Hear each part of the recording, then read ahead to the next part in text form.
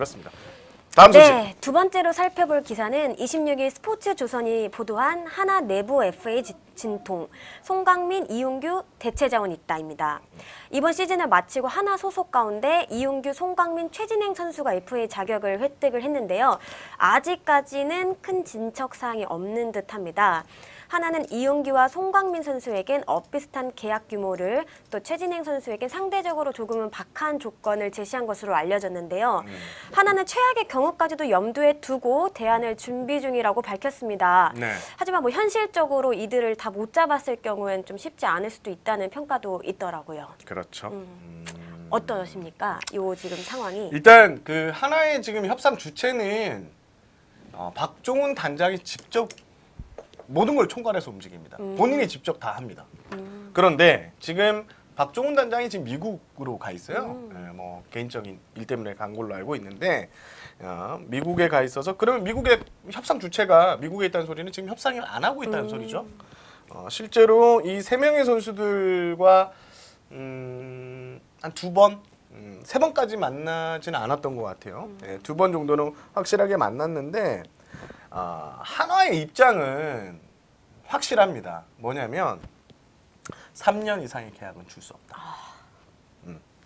그래서 아마 최진행 선수는 좀 예외로 좀 두고 송강민이나 이용규 선수 같은 경우에는 하나가 분명히 필요한 자원이긴 하거든요. 주전급 선수. 네. 그래서 이들 선수들에게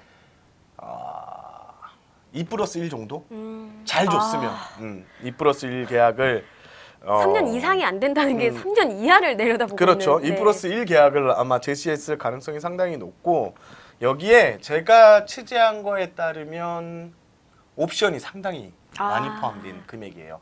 그러니까 이 옵션도 상당히 채우기 까다로워. 예를 들면 정경기 거의 풀타임으로 뭐 133경기 정도를 뛰어야 채울 수 있는 조건들, 뭐 경기 수라든지 경기 수에 따른 뭐 안타 개수라든지, 사실 경기를 많이 나가야지 안타를 많이 때릴 수 있는 거니까, 그 기록을 채울 수 있는 거니까 그런 게 아마 많이 들어갔을 거예요. 그래서 선수들이 첫 구단의 이 제시액을 보고 상당히 좀 놀랬을 가능성이 상당히 높고, 실제로 그렇게 들었었고, 그리고 최근에 하나의 입장들이 기자들의 기사로 좀 나오고 있습니다. 뭐 예를 들면 대체 자원이 있다라는지 이런 게 이제 구단에서는 뭐 의도적으로 흘린다기보다는 구단의 입장을 지금 얘기를 해주는 거라고 보니까 선수들이 아마 이런 기사를 보면 상당히 긴장을 할 것이고, 여기에 자존심도 많이 상해할 것이다. 이렇게 보시면 될 것 같고, 그리고 하나의 지금 기조는 절대 바뀌지 않을 것 같습니다. 좀 냉정하게 봤을 때 이 선수들이 다른 팀으로 갈 가능성은 뭐 많지 않다고 저는 보나요? 거의 없다고 봐요. 사트 정도인데 송강민 선수를 사인앤 트레이드는 하지 않을 거예요. 하나가. 하나는 안 할 거예요.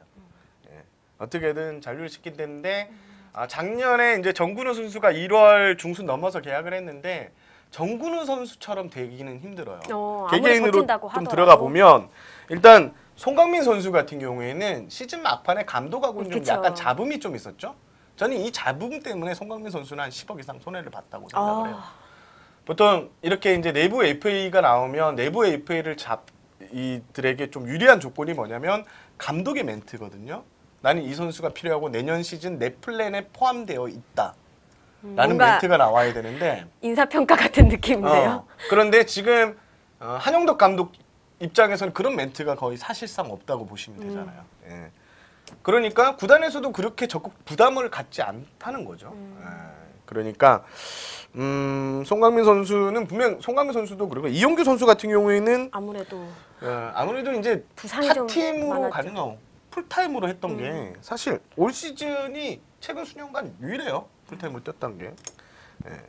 그런데 풀타임을 뛰었음에도 성적이 그렇게 썩 좋지 않았다는 점. 그리고 또 여기 기사에 따르면 장타율이 조금 낮아진 점도 좀 언급을 하셨더라고요. 그렇죠. 그래서 이게 또 장타툴을 가진 선수와 단타툴을 그러니까 좀 이렇게 똑딱이 이 선수에는 그 가격차가 좀 생길 수밖에 없는 거고, 최진행 선수 같은 경우에는 올해 성적이 좀 안 좋았더라고요. 올해 성적이 아니라 최근에 뭐 작년 후반기 성적을 기대했을 텐데 그 기세가 좀 이어지길 기대했을 텐데 쉽지 않았죠. 그리고 아마 최진행 선수 에이전트는 제가 알기로는 좀 대형 에이전트도 아니고 야구를 잘 모르시는 에이전트, 그러니까 좀 그쪽인 것 같은데 거기에서 그분이 얼마나 최진행 선수의 가치를 이렇게 구단에 제시할지 그것도 저는 좀 의문이 좀 들어요. 약간 또 외야수라는 포지션도 저는 그렇습니다. 조금은 마이너스로 작용을 하지 않을까라는 생각도 조금은 해봤습니다. 그렇죠. 근데 지금 뭐 바베콩실언님처럼 호잉 중견수 볼 수 있다지만 호잉 중견수 가면 좌익 우익 둘 다 빵꾸가 난다고. 그렇죠. 그래서 지금 이용규 선수나 송강민 선수는 반드시 필요해요. 이제 송강민 선수 뭐 지금 하나가 이제 노시안 선수라든지 이런 젊은 거포들을 이제 신인 드래프트에서 영입을 했는데 이 선수들이 크려면 시간이 좀 실질적으로 시간이 필요하죠. 걸려요. 예. 한 5년 정도는 최소 3, 4년은 그러니까 넥센처럼 바로 클 수는 있지만 하나가 그런 구단은 아닐 거란 말이에요. 어느 정도 기회를 정은원 선수도 올해 기회를 줬지만 그래도 한계는 있었어요. 예. 그런 또 상대의 집중 견제가 좀 들어갔을 때 이겨내는 것도 좀 쉽지는 않고. 그리고 신인 시즌을 선수가. 치르다 보면 꼭 중요한 순간에는 이 베테랑 선수들이 좀 필요하잖아요, 사실상. 네네네. 갑자기 이렇게 베테랑 선수 2명이나 빠지는 건 좀 그렇죠. 리스크가 있다고 네. 생각을 하여튼 할 뭐 것 같습니다. 송강민 선수나 이용규 선수, 최진행 선수에게 좀 협상 조건이 절대적으로 불리한 조건이 가고 시즌 막판 그러니까 이 2월 달까지 간다고 쳤을 때 1월 말까지 간다고 했을 때 결과적으로 불리한 거는 하나 선수들입니다. 그렇죠. 구단 이상에서는 급할 게 없어요. 네. 그러면 좀 더 다운된 계약이 나올 가능성이 높죠.